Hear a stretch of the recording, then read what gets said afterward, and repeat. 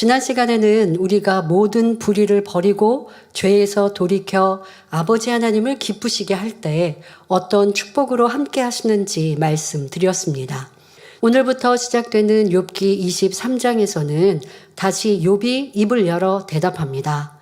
본문을 보면 욥의 원망이 갈수록 심해져 가고 있음을 알 수 있습니다. 욥기 23장 1절 2절에 욥이 대답하여 가로되 내가 오늘도 혹독히 원망하니 받는 재앙이 탄식보다 중함이니라 말합니다. 하나님께서 욥의 자녀들을 데려가시고 재물을 다 거두어 가셨을 때까지만 해도 욥은 인내하고 감사하며 하나님을 원망하지 않았습니다. 그러나 자신의 온몸에 악창이 나서 더 이상 견디기 어려워지자 원망과 탄식이 나오기 시작했지요. 그때부터 계속하여 하나님을 원망해 왔는데 점점 고통이 심해지니 이제는 혹독히 원망한다라는 표현까지 나오는 것을 볼 수 있습니다. 욥이 원망을 하되 혹독히 원망할 수밖에 없는 이유는 자기에게 임한 재앙이 자신의 탄식보다 더 크기 때문이라고 말합니다. 욥이 견딜 수 있는 한계에서 벗어나 얼마나 큰 고통을 당하고 있는 상태인지를 잘 표현한 말입니다. 그러면 여러분들이 욥과 같은 처지에 있다면 어떻게 하시겠습니까? 여러분의 자녀와 재산을 하나님이 다 거두어 가셨을 뿐 아니라 온몸에 악창이 생겨서 아니면 온몸에 질병이 생겨서 견딜 수 없는 고통을 받고 있습니다. 게다가 배우자나 일가 친척이 여러분을 떠나고 아랫사람들에게까지 갖은 수모를 당하고 있습니다. 또 믿었던 친구들은 여러분을 위로하기는커녕 오히려 악하다고 판단 정죄하며 비웃습니다. 여러분이 이렇게 비참한 상황이 된다면 욥처럼 혹독히 하나님을 원망하며 교회를 떠나시겠습니까? 아니면 모든 상황 속에서도 하나님을 믿음으로 감사하며 기도하시겠습니까? 만일 나는 결코 하나님을 원망하지도 않을 것이고 하나님을 떠나지도 않을 것이다 라고 자신 있게 말할 수 있다면 이런 분들은 진정 믿음이 있는 분일 것입니다. 그러나 사람이 본성 속에 있는 간사함, 변개함의 속성을 온전히 버리고 성결을 이루기 전까지는 자기의 마음을 자기 자신도 모릅니다. 하나님께서 순전하고 정직하다 칭찬하셨던 욥도 감당할 수 없는 시험과 환난 앞에서는 온갖 악들이 드러나는 것을 볼 때 온전히 성결을 이루기 전에는 어느 누구도 내일 일을 장담할 수 없는 것입니다.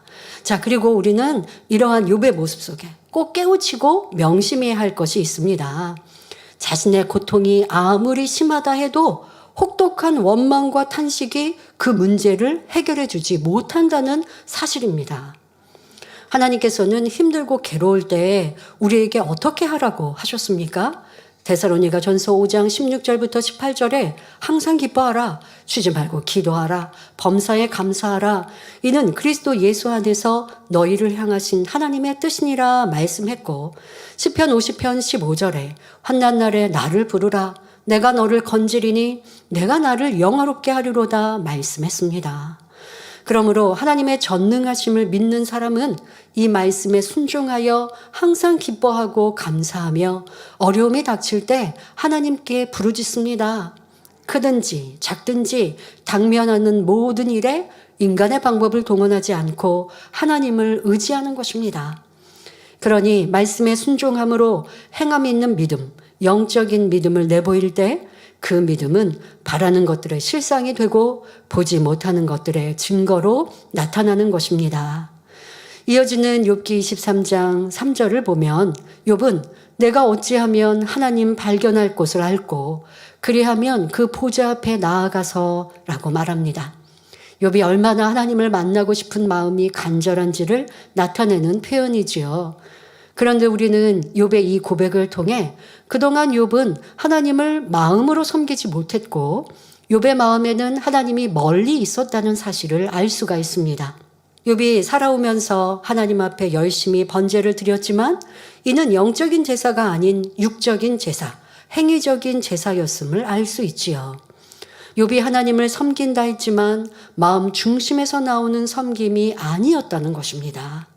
하지만 하나님께서는 욥의 순전하고 정직한 모습을 보시고 그를 연단하여 하나님을 마음으로 섬길 수 있도록 이끌고 계십니다. 이 연단 중에 욥은 참을 수 없는 고통의 한계에 다다라서 내가 어떻게 해야 하나님을 만날 수 있을까 하며 하나님 계신 곳을 알 수만 있다면 당장이라도 그분 앞에 찾아가 하소연하고 싶은 심정이었습니다. 그러면 우리가 어떻게 해야 하나님을 만날 수 있을까요? 욥이 안타깝게 내가 어찌하면 하나님 발견할 곳을 알고 한 대로 하나님은 어디에 계실까요?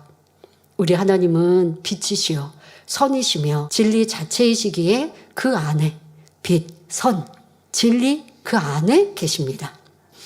그러니 첫째, 우리가 빛 속으로, 선 속으로, 진리 속으로 들어가면 하나님을 만날 수 있습니다. 요한일서 1장 5절에 하나님은 빛이시라 그에게는 어두움이 조금도 없으시니라 했고, 요한복음 1장 1절에 말씀은 곧 하나님이시니라 했습니다. 이처럼 빛은 하나님 자체이며 하나님의 말씀을 의미합니다. 따라서 우리가 진리인 하나님의 말씀대로 행하는 것이 바로 빛 가운데 거하는 것이지요. 반대로 어둠은 원수마귀에게 속합니다.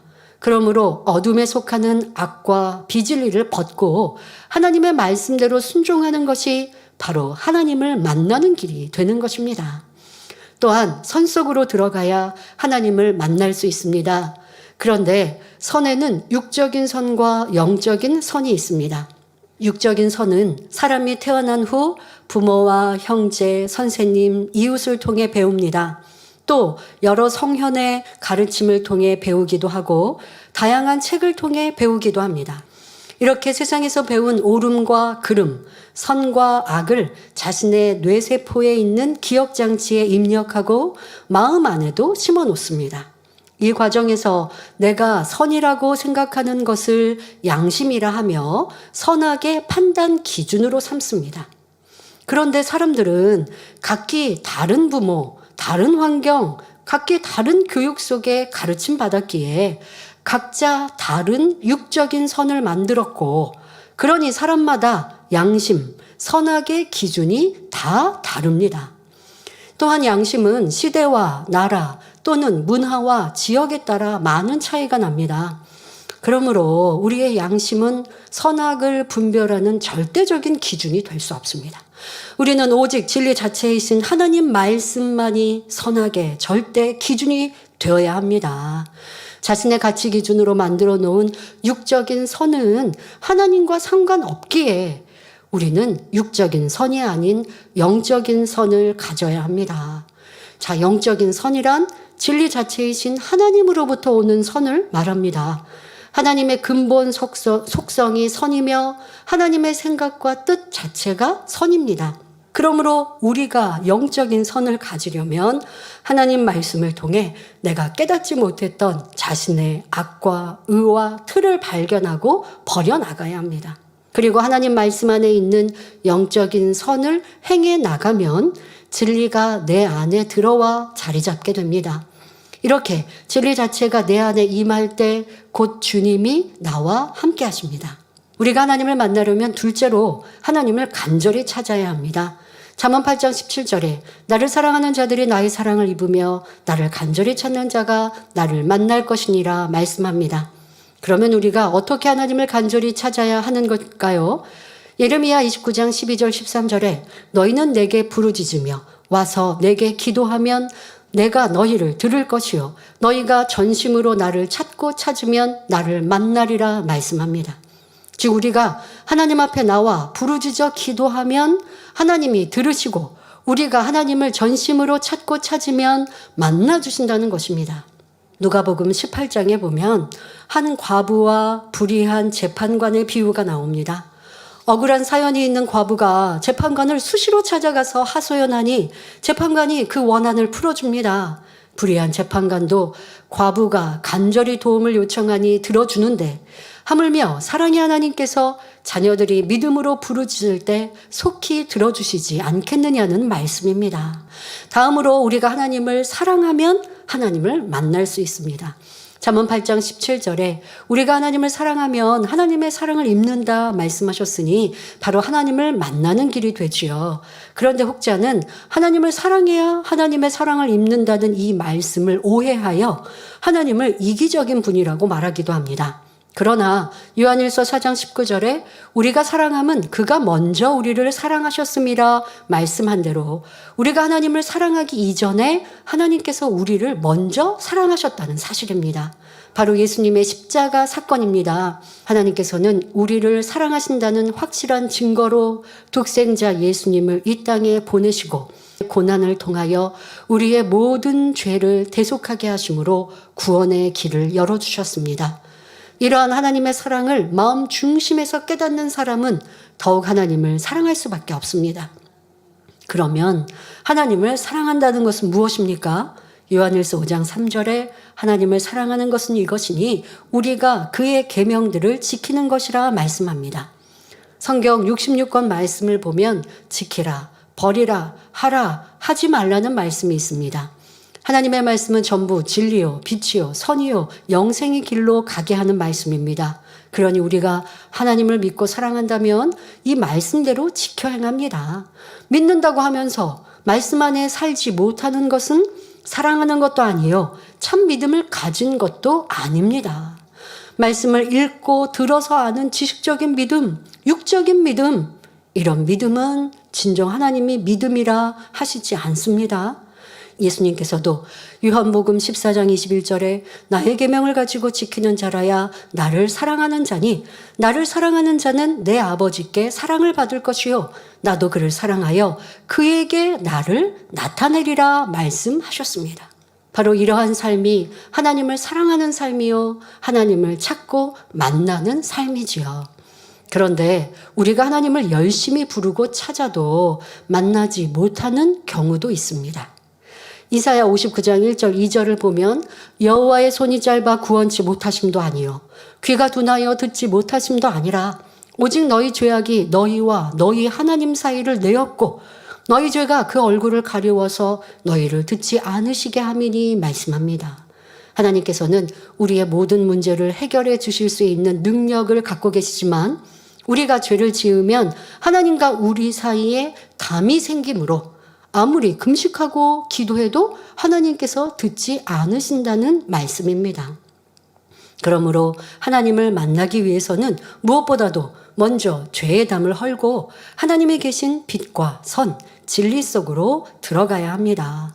하나님께서는 사랑하는 자녀들에게 영육간에 좋은 것을 주시려고 늘 준비하고 계시는 분입니다. 누구든지 스스로 마음문을 열고 중심에서 하나님을 찾으면 만나주시며 응답과 축복의 길로 인도하시지요. 요한계시록 3장 20절을 보면 주님께서 볼지어다 내가 문 밖에 서서 두드리노니 누구든지 내 음성을 듣고 문을 열면 내가 그에게로 들어가 그로 더불어 먹고 그는 나로 더불어 먹으리라 말씀한 대로입니다. 그런데 하나님을 만남에 있어서 가장 기본적이면서도 중요한 것은 간절함입니다. 이사야 55장 6절에 너희는 여호와를 만날 만한 때에 찾으라 가까이 계실 때에 그를 부르라 말씀합니다. 그러므로 하나님을 찾는 간절한 마음이 되어 말씀과 기도, 찬양과 예배를 통해 하나님께서 계신 곳으로 나아가시기 바랍니다. 그리하면 하나님께서 다시 만나 주시고 시편 40편 2절에 나를 기가 막힐 웅덩이와 수렁에서 끌어올리시고 내 발을 반석 위에 두사 내 걸음을 견고케 하셨도다 말씀한 대로 어떤 어려움 속에서도 건져 주실 것입니다.